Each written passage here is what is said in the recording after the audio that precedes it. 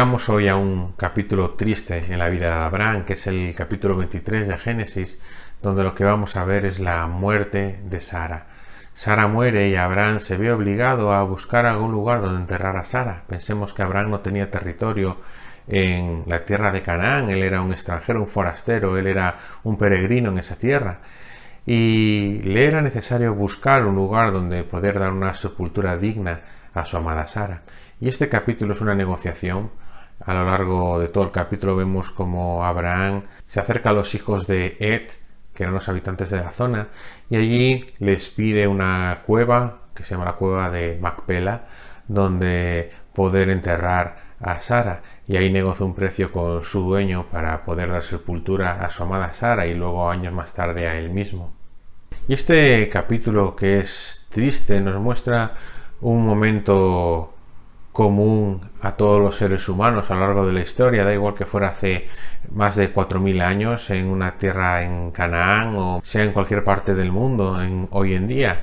La muerte es un momento triste, es un momento de recordar, y este capítulo, que puede parecernos que no tiene nada de enseñanza, nada que aportarnos, porque es simplemente una negociación donde se nos narra la historia de cómo Abraham pues negocia y logra adquirir esa cueva para poder dar sepultura a Sara, lo vamos a usar también en un momento para recordar cómo Dios ha cuidado de Abraham y de Sara a lo largo de todos estos años, porque estos momentos de muerte, estos momentos de recogimiento, de dolor, de sufrimiento, también nos ayudan a echar la vista atrás y ver todo lo que ha transcurrido en nuestra vida. Y si repasamos la vida de Abraham y la vida de Sara, lo que podemos ver es cómo Dios ha gobernado y ha dirigido sus vidas hasta lograr cumplir aquello que Dios le había prometido. Porque si tuviésemos que resumir en una frase la vida de Abraham y de Sara, sería la siguiente: promesas cumplidas. Este sería el resumen de la vida de Abraham y Sara, personas que vivieron con la fe puesta en las promesas de Dios y que lo vieron cumplido en su vida. Evidentemente Abraham y Sara vieron esa gran nación, ni vieron esos años en los cuales el pueblo fue esclavo en Egipto, ni la posesión de la tierra de Canaán, pero sí vieron el nacimiento de ese hijo, que era la primicia, que era el primer miembro, la primera persona de ese gran pueblo que Dios iba a hacer, que iba a ser más incontable que las estrellas.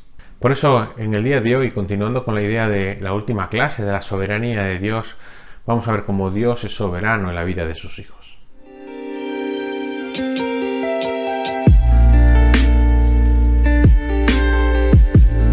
Y lo primero que vemos en la vida de Abraham y de Sara es cómo Dios es soberano en la elección. Dios escoge a Abraham para hacer de él una nación grande, y lo escoge unilateralmente. No le pregunta a Abraham si realmente él quiere ser el padre de una gran nación, ni le pregunta si le apetece ir a Canaán, sino que le ordena y le promete que si le obedece va a hacer de él una gran nación. Y luego, cuando quieren tener un hijo, Dios soberanamente decide que tiene que ser Sara la madre de ese hijo. No vale que Agar sea la madre del hijo de la promesa, sino que tiene que ser Sara. Así que Abraham y Sara son escogidos por Dios para, a través de ellos, crear esta gran nación, y a través de ellos acabe viniendo Jesús, el Mesías. Y esta elección que Dios hace de manera soberana en la vida de Abraham y Sara no lo hace en méritos, no lo hace en base en los méritos de Abraham, sino que los méritos que vemos posteriormente en Abraham son fruto del trabajo de Dios en sus vidas. Algo que tiene maravilloso la Biblia es que no es un libro que esconda los defectos de sus personajes. La mayoría de las biografías de grandes hombres intentan siempre esconder el lado oscuro de esas personas. Intentan exaltar las virtudes y esconder los defectos, pero la Biblia no esconde los defectos de sus personajes, ni siquiera los defectos de aquellos que se nos dice que tenían un corazón como Dios, como es el caso de David y los grandes pecados en que él cayó. No nos esconde tampoco los defectos de Abraham y de Sara, cómo se rieron ante la promesa de Dios. No nos esconde también las mentiras de Jacob.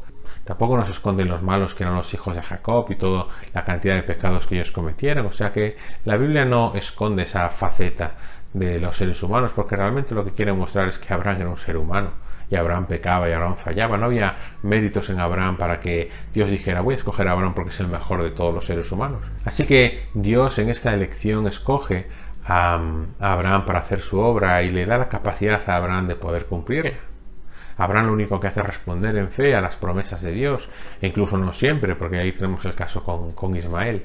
Abraham es un siervo de Dios y Dios lo va a usar para cumplir su plan. ¿Cuál es el plan de Dios con Abraham? Que a través de él haya una nación grande, que es Israel, y a través de Israel venga el Mesías, que es descendiente de Abraham, y que a través de él bendecir a todas las naciones de la tierra. Richard Baxter, que fue un predicador muy conocido del siglo XVII, cuando él estaba ya en su lecho de muerte, vino un amigo suyo a consolarlo y se sentó a su lado y estuvo pues hablando con él acerca de cómo había sido su vida, y este amigo, intentando consolarle, intentando animarle en esos momentos difíciles, también un momento de muerte, como es en el caso que estamos viendo en el capítulo 23 de Génesis, le intentó mostrar lo grande que él había sido, que Baxter había sido, y lo bien y todo lo bueno que había aportado a la iglesia de su época, Baxter.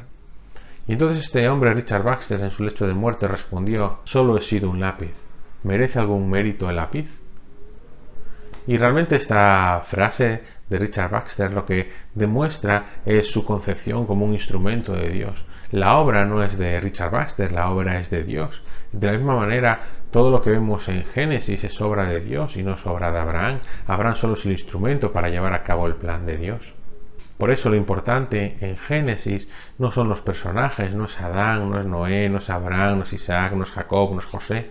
El importante es Dios, y como estamos viendo, el Dios de Abraham, de Isaac y de Jacob. Eso es lo primero que vemos cuando echamos la vista atrás y vemos en este día de la muerte de Sara cómo Dios ha cuidado de Abraham y Sara. Es que Dios es soberano en la elección de Abraham y Sara.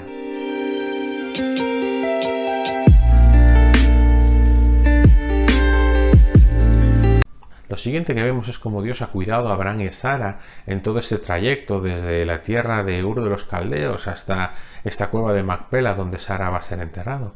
Y como Dios ha provisto, ha cuidado, ha movido las circunstancias para que Abraham y Sara cumpliesen el plan que Dios les había llamado. A veces podemos pensar que en la vida que existen las casualidades, y en la vida de Abraham cualquier persona que no creyese que Dios estuviese cuidando a Abraham podría pensar que hubo casualidades. La casualidad de que al bajar a Egipto pues Sara no hubiera sido tomada como esposa del faraón y que con Abimelech pasara lo mismo. La casualidad de que Dios fuese a pelear contra Kedorlaomer y no muriese en el campo de batalla. Todo fueron casualidades, pero realmente la palabra de Dios nos muestra que Dios ha guiado soberanamente todas estas circunstancias para hacer de Abraham este padre de esta nación de Israel. Y Dios no es un Dios lejano que viva en el Olimpo como viven los dioses griegos, los supuestos dioses griegos, ahí a sus cosas sin interesarse lo que pasa a los seres humanos, sino que nuestro Dios es un Dios activo que participa, que se involucra, que desciende y que actúa en la vida del ser humano para cumplir sus planes. Pero que en su soberanía Dios actuase moviendo las circunstancias para cumplir los planes que tenía previstos para Abraham y para Sara no implica que Abraham y Sara no tuvieran que esforzarse. Dios iba a darle la tierra de Canaán, pero Abraham y Sara tuvieron que desplazarse todo el tiempo necesario que les llevó el viaje desde Ur de los Caldeos hasta Canaán. Dios iba a proveer riqueza en la vida de Abraham y Sara, pero Abraham y Sara iban a tener que trabajar duro para alcanzar esa riqueza.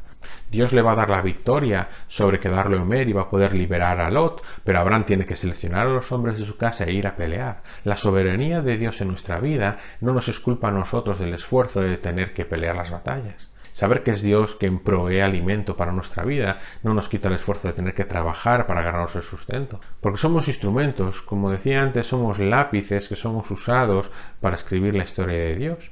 Pero el lápiz tiene que desgastarse, tiene que usar su mina, que a cierto tiempo tiene que ser afilado, tiene que hacer un esfuerzo. Y a través de ese esfuerzo Dios obra. Es el autor el que hace la obra, pero es el lápiz el que tiene que hacer ese esfuerzo. De la misma manera, los siervos de Dios como Abraham tuvieron que esforzarse para trabajar en la obra de Dios. Y Dios ese trabajo, esa obra de Abraham de una manera soberana para cumplir sus propósitos y llevar a cabo su obra. Así que lo segundo que vemos es la soberanía de Dios en el cuidado de Abraham.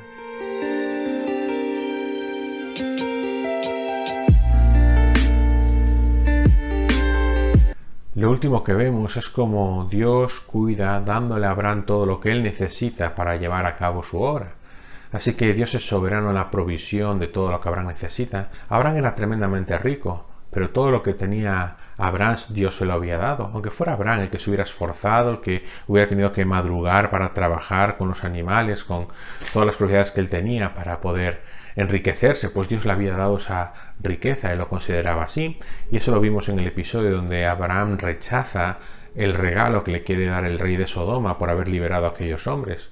Abraham dice claramente que él no quiere que el mundo piense, el resto del mundo piense que Abraham se enriqueció por este rey de Sodoma, sino que toda la riqueza que Abraham tenía venía directamente de Dios. Y el ejemplo supremo de que Dios es soberano proveyendo para Abraham lo encontramos en Isaac. Abraham y Sara habían intentado un atajo a la voluntad de Dios, que era Ismael, pero Dios había decidido que en Ismael no iba a ser la promesa, sino que él les iba a dar un hijo a Abraham y a Sara. Y pasaron los años, y cuando ya todo el mundo descartaba que Abraham y Sara pudiesen tener hijos, llegó el hijo de la promesa. Dios proveyó el hijo de la promesa.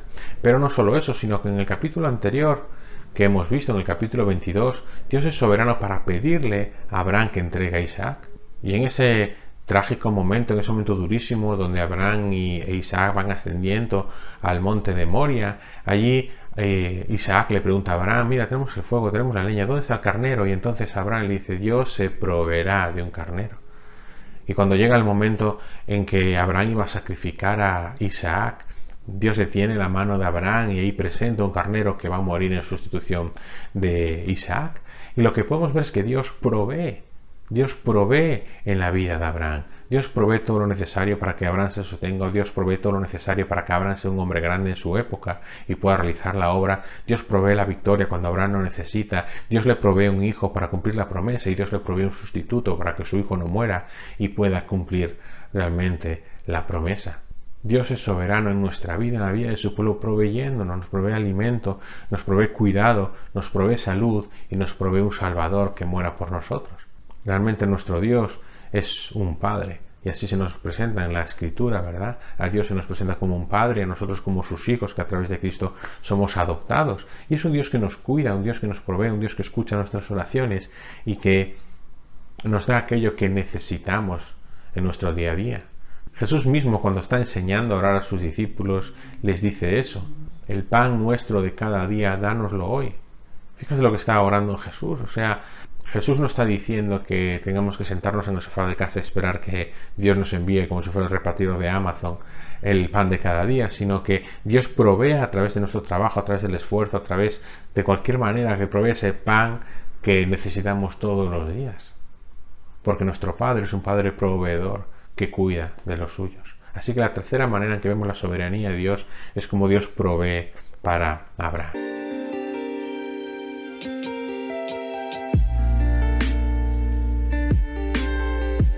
Así que, en resumen, cuando echamos la vista atrás en la vida de Abraham y Sara, podemos ver que es un Dios soberano. Y es un Dios soberano que obra de una manera maravillosa para cumplir sus planes en la vida de su pueblo, en la vida de sus siervos. Y pensando en nosotros hoy en día, Dios sigue siendo un Dios soberano y un Dios que interviene en la vida de su pueblo. Dios sigue cuidándonos, sigue proveyéndonos, Dios sigue moviendo las circunstancias para que como pueblo suyo sigamos cumpliendo sus planes. Por eso podemos confiar en Dios, podemos confiar en su cuidado. Porque no, Dios no es un agente inerte que esté puesto allí en un templo y haya que ir a hacer cosas para Él porque Él no puede moverse de allí, sino que es un Dios omnipresente y omnisciente que sabe todas las cosas, sabe todas las circunstancias, y Él es un Padre que está presente en la vida de sus hijos. Por eso podemos orar y pedir a Él que nos cuide, porque Él obrará en soberanía y proveyendo para nuestra vida, cuidando para nuestra vida. Y en el capítulo de hoy, Abraham puede estar enterrando a su mujer Sara en la cueva de Macpela, pero cuando echa la vista atrás y ve cómo Dios ha cuidado, cómo Dios ha provisto, cómo Dios le ha dado un hijo que en la vejez que nadie esperaba, pero que Dios había prometido, él puede afirmar que Dios es soberano y ha cuidado de ellos a lo largo de toda su vida. De la misma manera, tú y yo en el día de hoy podemos confiar en la soberanía de Dios. Podemos descansar sabiendo que no hay nada que se le escape a Él, no hay nada que escape a sus planes, no hay nada que escape a su control, sino que Él va a cumplir cada una de las maravillosas promesas que hay en la Biblia. Por eso nosotros lo que debemos hacer es fiarnos de la palabra de Dios y obedecerla y ponerla en práctica en nuestra vida, porque Dios es soberano para cuidarnos y para proveer todo lo necesario para nuestra vida. Así que no te pierdas el próximo vídeo.